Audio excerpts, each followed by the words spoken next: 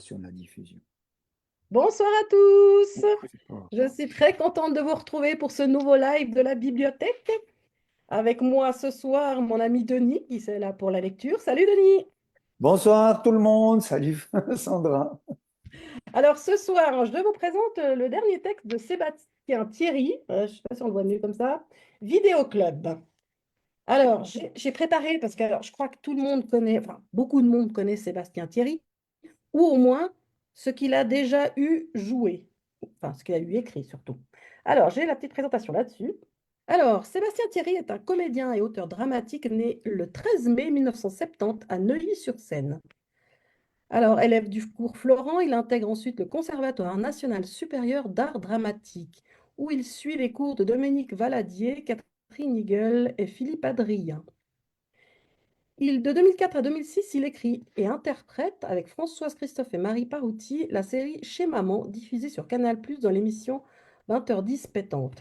Il crée sa première pièce en 2005, Sans ascenseur, au théâtre du Rond-Point, dans une mise en scène de Jean-Michel Ribes. Puis Dieu habite Düsseldorf au théâtre des Mathurins en 2006. Suivront Cochon d'Inde au théâtre Héberto, Qui est Monsieur Schmitt au Théâtre de la Madeleine en 2011. Puis en 2012, Pierre Arditi et Evelyne Bouil interprètent Comme s'il en pleuvait, mis en scène par Bernard Murat. En septembre 2013, Jean-Michel Ribes met en scène L'origine du monde au Théâtre du Rond-Point. En décembre 2013, Jean-Louis Benoît met en scène Tilt au Théâtre de Poche-Montparnasse avec Bruno Solo et Sébastien Thierry. En septembre 2014, Sébastien Thierry crée au Théâtre de la Madeleine Deux hommes tout nus avec François Berléand, Isabelle Gélinas et lui-même dans une mise en scène de Ladislas Cholat. En septembre 2015, il crée Momo au Théâtre de Paris avec Muriel Robin, François Berléand et lui-même dans une mise en scène de Ladislas Cholat, dont il tirera un film en 2017. Je pense que c'est la pièce que tout le monde connaît. En septembre 2017, il crée Ramsès II aux Bouffes parisiennes avec Eric Elmosnino, François Berléand et Evelyne Bouil. En janvier 2019, il crée 8 euros de l'heure au théâtre Antoine avec Danny Boone et Valérie Bonneton. S'en suivront toujours dans le même théâtre la pièce Demain la revanche en novembre 2022 et enfin en janvier 2023 la pièce Check-up. Donc, pour résumer, j'ai la liste là, entre 2003 avec Sans ascenseur et Vidéo Club en 2023. Donc, en 20 ans, il a écrit 15 pièces, donc, que je vous ai déjà présentées, comme s'il en pleuvait, entre autres, comme pièces, ou bien Momo. Voilà. J'ai présenté une fois Cochon d'Inde aussi, c'est toutes des pièces très absurdes. Il aime bien l'absurde. Alors, petit résumé. Lorsque Justine et Jean-Marc découvrent une caméra de vidéosurveillance cachée chez eux, leur quotidien bascule. Qui a placé l'engin en embuscade dans leur cuisine et pourquoi? Cherche-t-on à les piéger, à les faire chanter? Est-ce une injonction à prendre conscience de leurs petits mensonges et grands arrangements? Sébastien Thierry propose une comédie aussi réjouissante que grinçante, délicieusement absurde, pointant du doigt l'inéluctable chemin des couples qui durent. Voilà. Alors, nous allons commencer cette lecture. Tu es prêt? Ouais. Enfin, L'écran se situe dans une cuisine salle à manger. Le couvert est à moitié mis. Justine a le visage fermé. Elle prépare une salade. Jean-Marc, tendu, lui aussi ramasse des couverts qui traînent par terre. Personne ne se parle. On sent une tension. je te jure que tu as dit pas avec toi.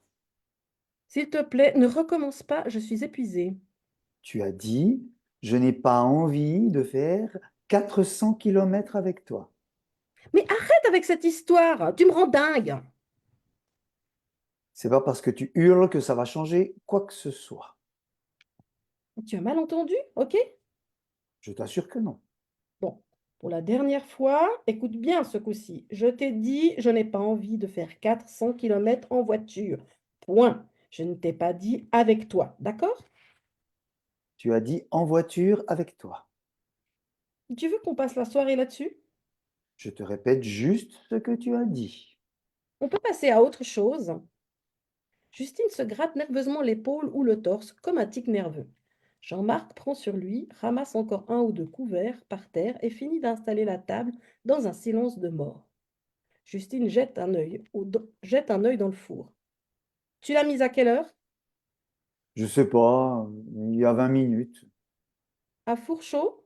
Oui, bien sûr. Tu veux que je rajoute des betteraves dans la salade? Non, merci. Justine retourne à sa salade. Elle s'interrompt. Visiblement, son portable a vibré dans sa poche. Elle regarde l'écran de son téléphone. Il repart à table avec le saladier. Bizarre ce mail. Jean-Marc ne relève pas. J'ai reçu un mail étrange pour Jean-Marc et Juju. Quoi? Elle montre son téléphone à Jean-Marc. Pour Jean-Marc et Juju. Qui t'a envoyé ça? Étretat 21 06 1998. Pardon? L'expéditeur, c'est Étretat 21 06 1998 @gmail.com. C'est une blague. Mais non, regarde! Jean-Marc prend le téléphone et regarde l'écran. Mais c'est quoi cette connerie? Tu as vu, il y a un lien. N'ouvre surtout pas ce truc. Pourquoi? C'est sûrement un spam. Tu crois? Évidemment. Il rend son téléphone à Juliette. Troublée, elle regarde l'écran. Ne clique surtout pas. C'est la date, c'est la date de notre mariage. Je te dis que c'est un spam. C'est la ville où on s'est marié. À la bonne date. C'est pas un spam, c'est un mail normal. Non, c'est pas vraiment ce qu'on appelle un mail normal. Non, mais tu vois ce que je veux dire. C'est quelqu'un qui nous connaît qui l'a envoyé. Tu connais quelqu'un qui s'appelle Etretat 21 06 1998? Mais pourquoi tu me parles mal? Hein? Qu'est-ce qui te prend là? Pourquoi tu t'énerves comme ça? Il n'y a rien de grave, c'est juste une blague. Une blague. Je ne vois pas bien ce qu'il y a de drôle là-dedans. Je clique. Arrête, ça va te coller un virus dans ton téléphone. Ça va tout bloquer. Qui connaît la date de notre mariage? Mais j'en sais rien, moi. C'est peut-être la mairie d'Étretat. Oui, Ils se sont probablement fait pirater leur site internet. Après ça, tous les noms sur leur liste, et puis ils envoient des mails. Ça arrive tout le temps, ce genre de truc. personne ne m'appelle Juju à être tard. Je te dis de ne pas cliquer. Ben, c'est mon téléphone qui sera bloqué, pas le tien. Ne fais pas ça, Juju. Fais-moi confiance. Justine abandonne le combat et pose son téléphone sur la table. Sors la quiche, elle va brûler. Efface ce mail. Jean-Marc va pour ouvrir le four. Justine reprend son téléphone, hésite un instant et finit par cliquer. Une vidéo est projetée sur le décor, une image de vidéosurveillance qui filme en direct l'action qui se passe dans la pièce. Cette image est projetée n'existe que pour les spectateurs. Elle représente ce que voient Jean-Marc et Justine sur l'écran de leur téléphone. Justine, pétrifiée, regarde l'écran de son téléphone. Viens voir, Ne me dis pas que tu as cliqué. viens voir. Jean-Marc, gagné par l'inquiétude, rejoint sa femme. Je t'avais dit de ne pas le faire. Viens voir. Jean-Marc regarde l'écran de téléphone de Justine, il se fige. Qu'est-ce que c'est que cette connerie?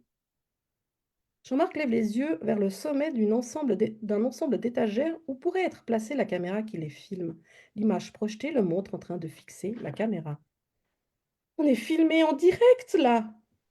Jean-Marc désigne le haut de l'étagère. Regarde. Là, il y a une webcam. Juste là. Où ça? Là. Juste derrière la lampe. Mais qui a installé cette caméra chez nous?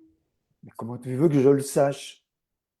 Justine regarde l'écran de son téléphone. Elle fait machinalement un signe de la main en direction de la caméra, comme si elle voulait vérifier qu'elle est bien filmée en direct. Mais Mais c'est... c'est dingue ce truc! C'est là depuis quand? Tu crois que quelqu'un nous observe là? Je sais pas. Enlève-la! Ah, arrache ce truc, vire-moi ça! Jean-Marc prend une chaise et essaye de se hisser comme il peut pour atteindre un endroit impossible où est posée la caméra de surveillance. L'accès est difficile. La caméra est placée trop haut pour qu'il l'atteigne. Mais tu ne vas pas y arriver comme ça. Prends l'escabeau. Jean-Marc file dans une autre pièce chercher un escabeau. Justine fixe la caméra. Le spectateur profite de son gros plan qui montre toute son angoisse. Tic de Justine. Jean-Marc revient avec un escabeau. Il grimpe avec précaution jusqu'à l'endroit où est posée la caméra. Fais gaffe de ne pas tomber! Jean-Marc saisit la caméra. L'image vidéo projetée bouge. Putain, j'y crois pas. Il y a un câble. Regarde, il y a un câble d'alimentation. Arrache-le! La caméra est branchée sur la prise de la lampe. Débranche la caméra! Jean-Marc arrache le fil d'alimentation. L'image projetée disparaît. Justine regarde l'écran de son téléphone. C'est bon, c'est coupé. Il n'y a plus rien. Jean-Marc redescend de l'escabeau avec la caméra de surveillance à la main. Il la pose sur la table. Mais d'où ça sort ce truc? Qui a foutu cette caméra chez nous? Mais aucune idée. Qui aurait intérêt à nous filmer dans notre cuisine? C'est forcément quelqu'un qui a les clés de chez nous. Tu crois? Ça me paraît évident. Faut pouvoir entrer dans l'appartement pour poser une caméra. Agnieszka a les clés. Pour quelle raison elle collerait une caméra de surveillance dans la cuisine? Ce sont les patrons qui espionnent leurs femmes de ménage, pas l'inverse. Mais alors qui? Qui? Alexandre, Il vit à Londres. justement, c'est peut-être une façon de garder le contact avec nous. Alexandre, il n'en a rien à foutre de nous. Il ne donne jamais de nouvelles. C'est à peine s'il se souvient qu'il a des parents. En tout cas, il a les clés. Jamais il ferait ça. Enfin, Il n'y a que 2 jeux de clés dehors. et alors? Donc, c'est pas une histoire de clés. Qui se promène chez nous sans clé? Plein de gens. Le type qui est venu ce matin pour réparer la machine à laver. Laurent et Valérie qui sont venus dîner la semaine dernière. Je sais pas, moi. Ta mère? Quoi, ma mère? Elle est venue te voir dimanche. Quel rapport? Il n'y a pas de rapport. On essaie de comprendre qui a accès à l'appartement. Tu es sérieuse là? Ouais, excuse-moi, mais elle est très intrusive. Elle a 85 ans. Tu l'imagines en train d'escalader? J'imagine rien. Je réfléchis. Tu réfléchis à quoi? Elle sait même pas faire marcher son grille-pain. Comment veux-tu qu'elle installe une caméra? Et arrête de me sauter dessus dès que j'ouvre la bouche. Pourquoi tu te mets dans cet état? Pourquoi on s'engueule là? Mais c'est toi qui... C'est moi qui quoi? Tu n'as pas 12 ans. On va pas se disputer parce qu'un abruti nous fait une blague. Une blague? Qu'est-ce que ça peut être d'autre? Puisqu'on nous prévient, on nous envoie un mail pour nous alerter. Souriez, vous êtes filmés. Je sais pas qui a fait ça, ni pourquoi, mais ça peut pas être autre chose qu'une plaisanterie de très mauvais goût, je l'accorde. C'est pas une raison pour que tu me hurles dessus. Tu as raison. Excuse-moi.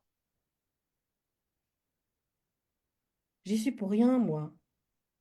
Excuse-moi, je t'ai dit. Qu'est-ce qu'on fait alors?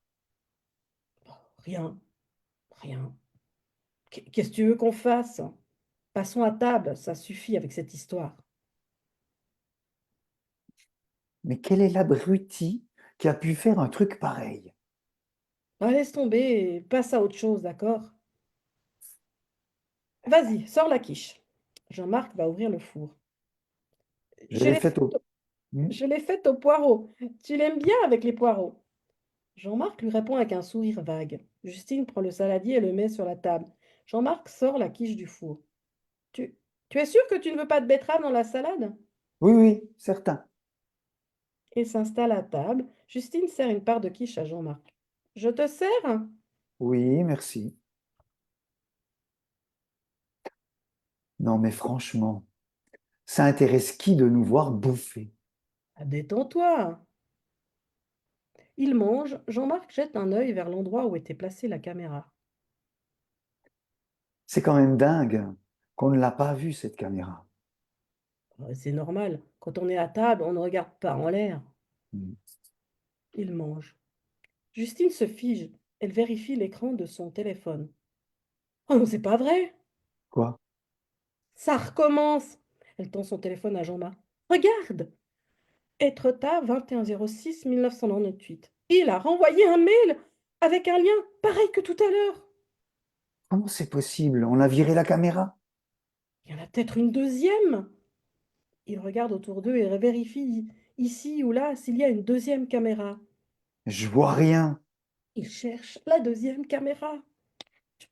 On la verrait si on avait une autre. Ils cherchent. Mais c'est quoi ce bordel? Justine regarde l'écran de son téléphone. Je clique. Tu crois? Qu'est-ce que tu veux faire d'autre? Je clique ou pas? Vas-y, clique. Clique! Justine clique et lance la vidéo.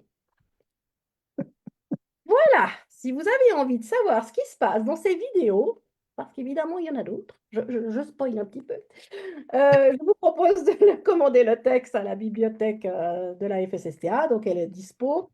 Et c'est vraiment très étrange et très... J'ai lu le texte, là. C'est un petit peu agaçant, on a envie de savoir ce qui se passe. Enfin voilà. Merci Denis pour cette lecture. Merci à toi. Merci à vous de nous avoir suivis. Et nouveauté, si vous suivez les lives de la FSSTA, les lives de la bibliothèque, nous sommes maintenant disponibles sur le site de la FSSTA. Il y a un petit lien, vous pouvez cliquer. Vous n'êtes plus obligé de passer par la page Facebook. Grande nouveauté, les lives sont disponibles sur le site. Voilà, c'était le petit truc que je voulais rajouter. Bien, je vous retrouve dans un mois. Hein. Merci Denis, à très bientôt pour nous deux. Et Porte puis, chance. d'ici là, portez-vous bien. Ciao, ciao! Au revoir, merci, bye bye.